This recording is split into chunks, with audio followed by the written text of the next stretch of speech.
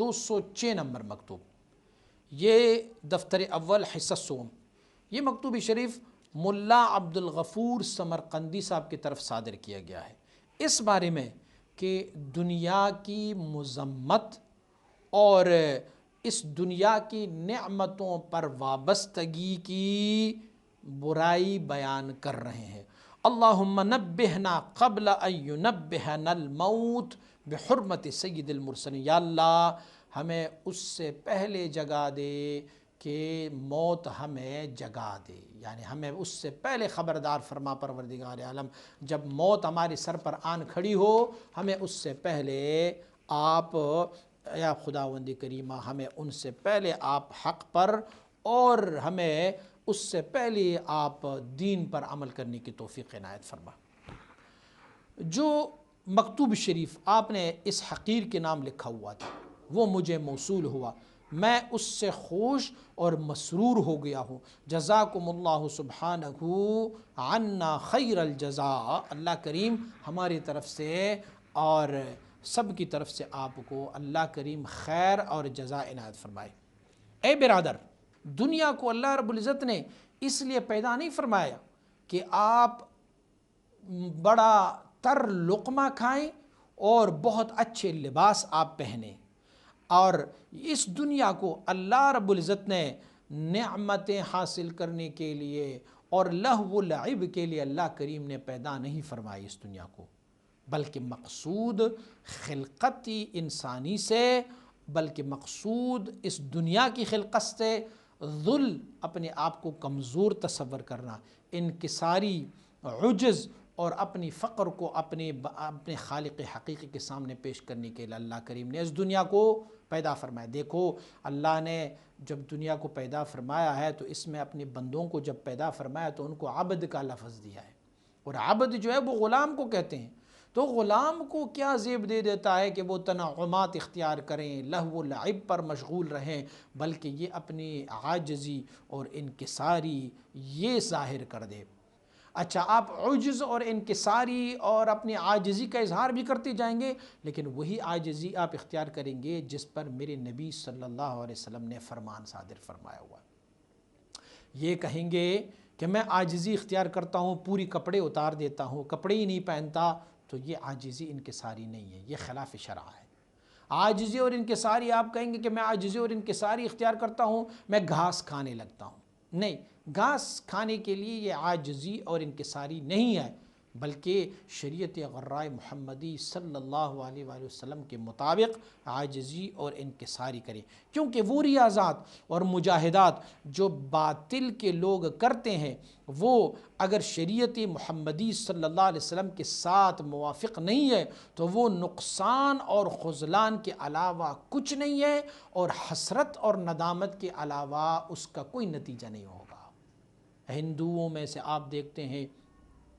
ان میں سے کچھ ایسے ہیں کہ وہ بالکل کپڑے ہی نہیں پہنتے، کچھ ایسے ہیں جو آگ پر پکی ہوئی چیزیں نہیں کھاتے، کچھ ایسے ہیں کہ جو دوسرے حیوانات کا گوشت نہیں کھاتے، وہ کہتے ہیں یہ ہماری عجز ہے، ہماری انکساری ہے، لیکن چونکہ وہ خلاف شرع ہے اسی لیے ان کو ما سوائے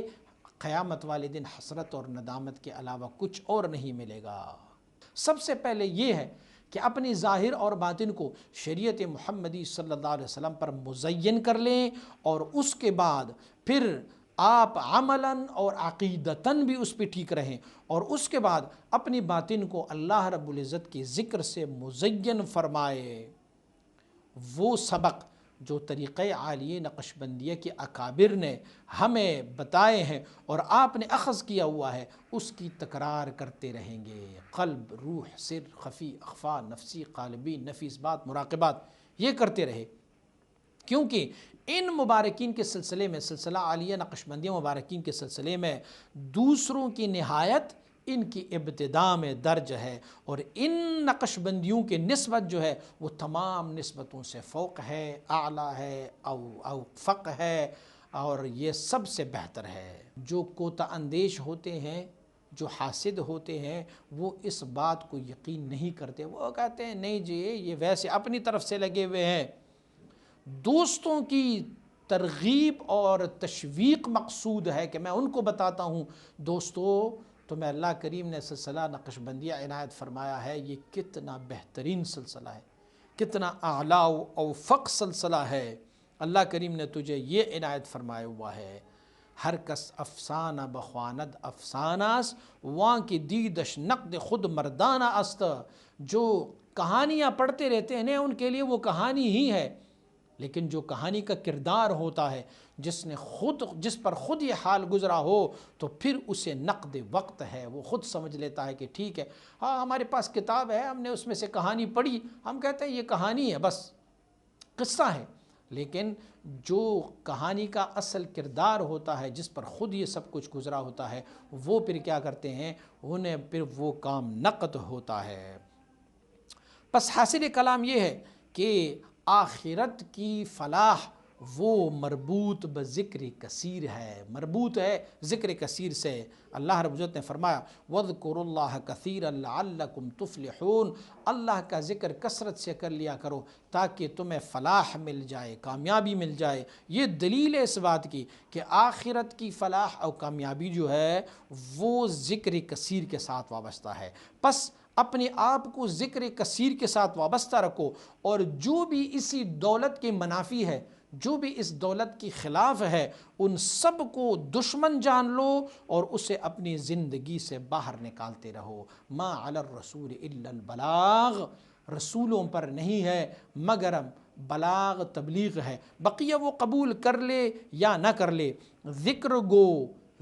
گو تا ترا جان است، پاکی دل ز ذکر رحمان است، ذکر کرتے رہو جب تک کہ تجھے زندگی ہے، کیونکہ دل کی پاکی اللہ رب العزت کی ذکر سے ہے۔ رب نے فرمایا الا بذکر اللہ تطمئن القلوب، آگاہ رہے اللہ کی ذکر سے دلوں کو اطمینان اور سکون پہنچ جاتا ہے۔ یہ نص قاطع ہے، اس کے علاوہ میں آپ کو اور کیا دلیل دے سکتا ہوں؟ بقیہ دعا ہے کہ اللہ رب العزت آپ کو اور ہمیں توفیق دے ذکر کرنے کی، اور اللہ ہمیں اس پر ثابت قدم اور استقامت نصیب فرمائے۔ فَإِنَّهُ مِلَاكُ الْأَمْرِ، یہ کام اصل کام یہ ہے۔ وَالسَّلَامُ عَلَى مَنِ اتَّبَعَ الْهُدَى وَالْتَزَمَ مُتَابَعَةَ الْمُصْطَفَى عَلَيْهِ وَعَلَى آلِهِ الصَّلَوَاتُ وَالتَّسْلِيمَاتُ أَتَمُّهَا وَأَكْمَلُهَا۔